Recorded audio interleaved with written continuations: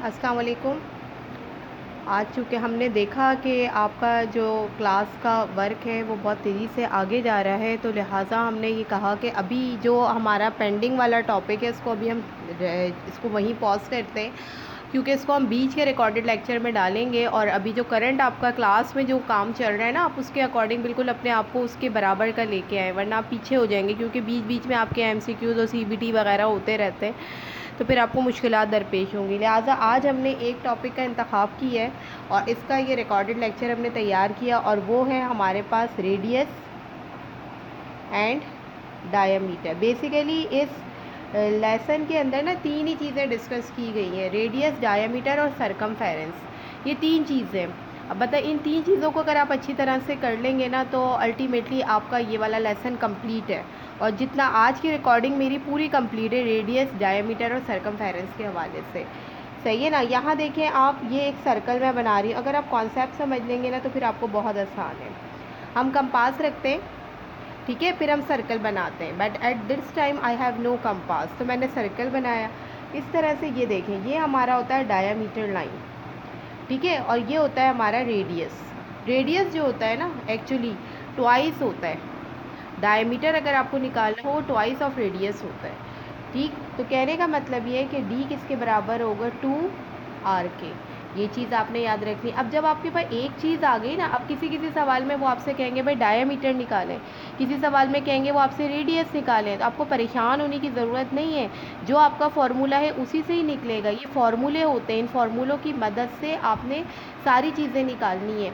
तो डायमीटर निकालना हो तो 2 इज़ इक्वल्स टू आर लिखेंगे, यानी 2 मल्टीप्लाई बाय आर, ठीक है। अगर वो बोले आर निकालो तो ठीक है। अब यहाँ देखो, ये आर, ये 2 इसके साथ क्या हो रहा है, मल्टीप्लाई, नीचे आके क्या हो जाएगा, डिवाइड।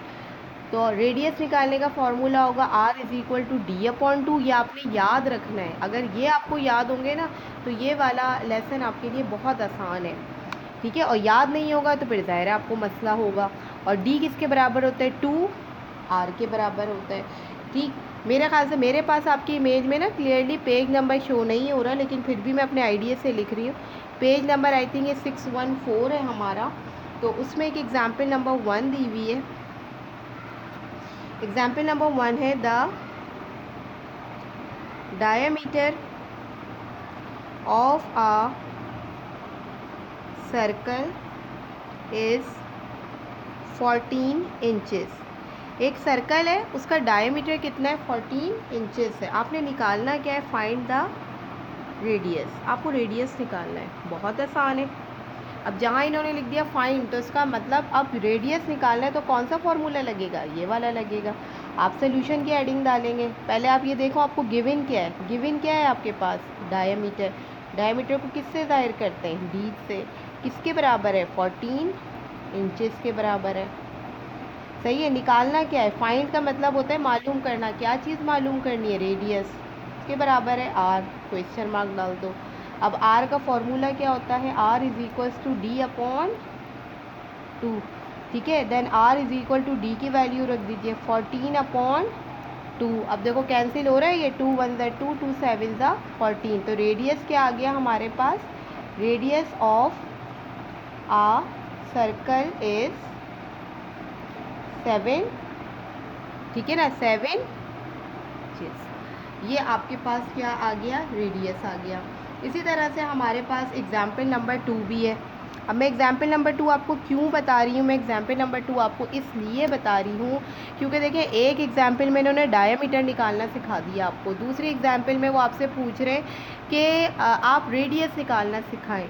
तो ये दोनों फार्मूले अप्लाई होंगे, सही है। जहाँ रेडियस निकालना होगा ये लगेगा, जहाँ डायमीटर निकालना होगा वहाँ ये लगेगा। बस फार्मूले आप याद रखिएगा, फार्मूले आपको याद होंगे, आपको सवाल करना बहुत आसान लगेगा। तब दूसरा इन्होंने दिया है कि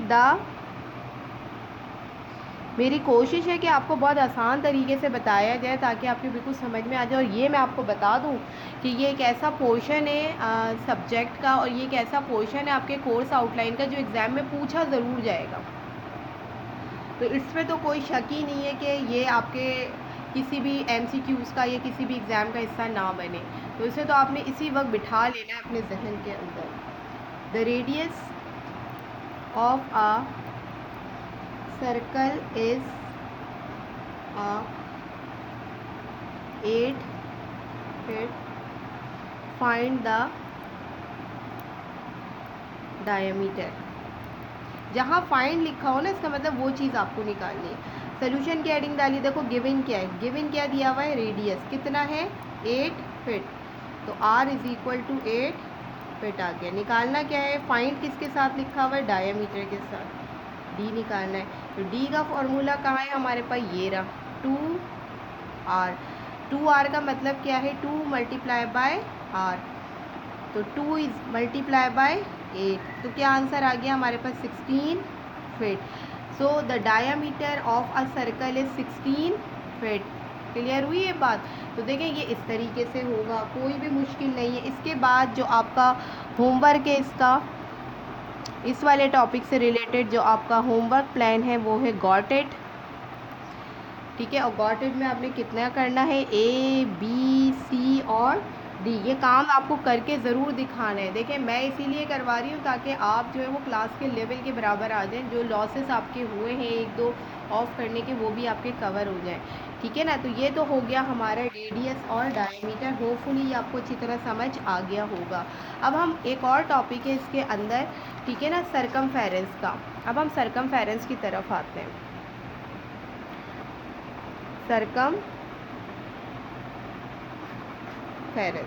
सरकमफेरेंस क्या होता है, देखिए सरकमफेरेंस होता है ना किसी भी सर्कल का, वो बराबर होता है इसके, इज इक्वल टू पाई। इसकी बड़ी वैल्यू है। जब कभी आपको सरकमफेरेंस निकालना होगा ना, तो ये पाई के बराबर होता है। पाई की वैल्यू होती है 22/7, और अगर इसको डिवाइड करोगे ना तो वैल्यू आएगी 3.14। आगे भी आती है लेकिन आपको राउंड ऑफ करके सिर्फ पॉइंट के बाद 2 नंबर तक लेना होता है। ठीक है, तो किसी सवाल में आप देखिएगा, किसी फॉर्मूले में आपको ये वैल्यू पुट करना पड़ेगी और कहीं पर ये वैल्यू पुट करना पड़ेगी। तो अब हमारे पास सरकमफेरेंस निकालने के 2 फार्मूले, लेकिन आपको कंडीशन याद रखनी है। ठीक, सरकमफेरेंस बराबर होता है पाई डी के। डी की पाई की वैल्यू मैंने आपको बता दी, ये आपको याद रखना है। पाई बराबर होता है 22/7 के, या 3.14। ये 3.14 कैसे है, जब आप 7 को 22 से डिवाइड करेंगे ना तो यही वैल्यू आएगी।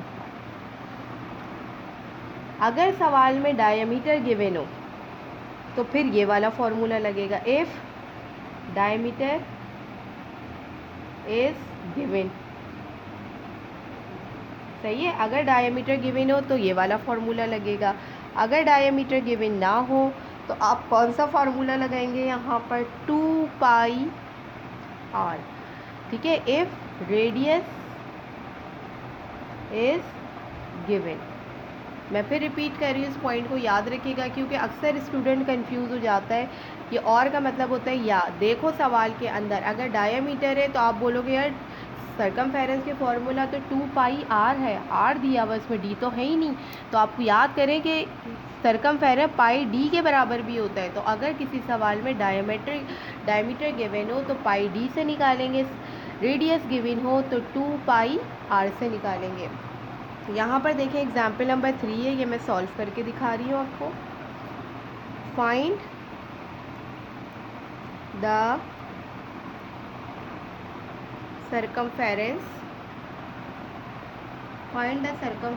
of a circle with a radius of 21 inches. अब देखिए बिल्कुल भी परेशान मत होइएगा। अब देखो इन्होंने क्या दे दिया, रेडियस इज गिवन। जब रेडियस इज गिवन है तो कौन सा फॉर्मूला लगेगा इसमें, ये वाला लगेगा। ठीक है, बिल्कुल भी नहीं परेशान होना।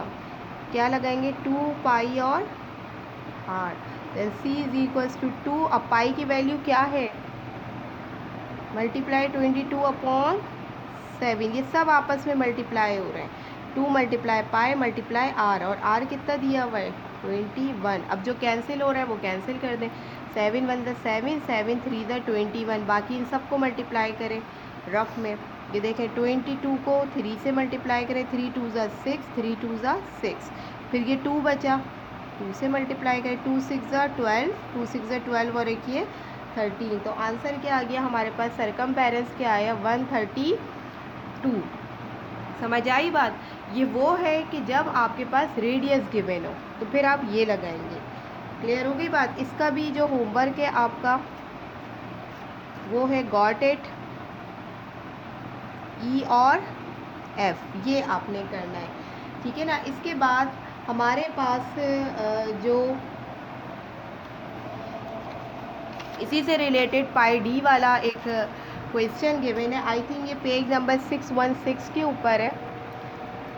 मैं यही वाला लेसन चला रही हूँ तो आप देख लीजिएगा। इसमें एक एग्जाम्पल दी हुई है, एग्जाम्पल नंबर 4। किताब अपने पास रखिएगा क्योंकि ज़ाहिर है वीडियो इतना बड़ा नहीं हो सकता, तो किताब सामने रखेंगे। तो मैं यहाँ सोल्यूशन दे रही हूँ, क्वेश्चन मैं पढ़ के आपको सुना रही हूँ। Big Ben is a famous clock tower. Big Ben जो है ना बहुत फेमस क्लॉक टावर है,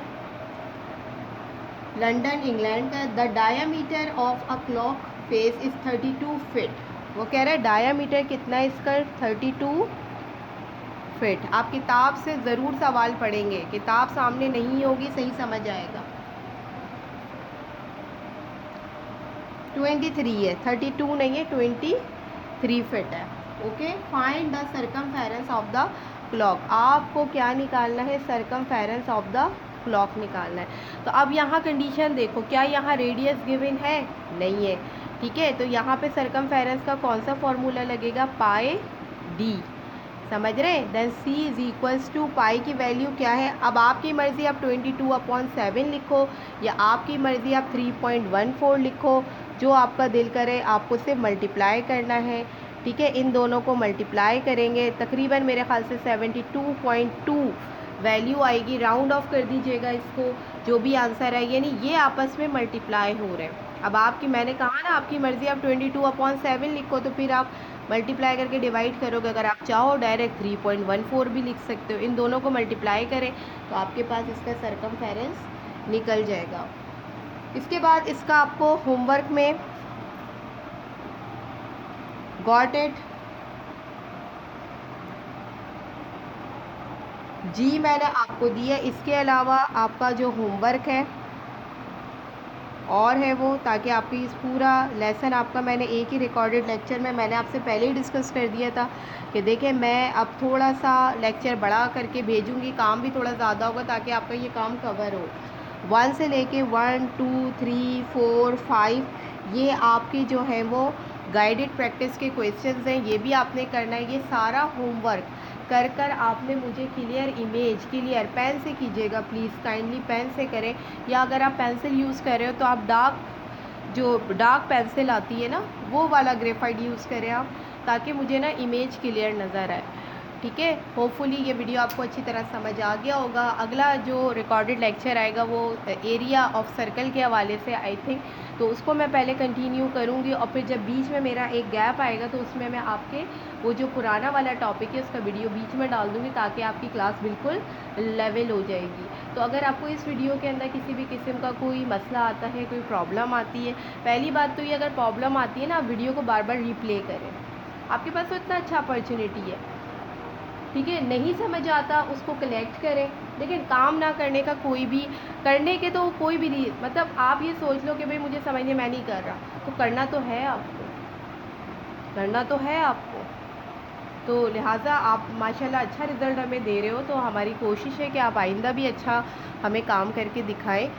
तो अगर इसमें फिर भी कोई मसला आता है आप उसे कलेक्ट कर लें, आप मुझे वॉइस नोट शेयर कर दीजिएगा, तो फिर मैं देखती हूँ उसके लिए मैं क्या सेटिंग बनाती हूँ, अपने स्केजुअल में से क्या टाइमिंग जो है वो सेट करती हूँ उसके लिए।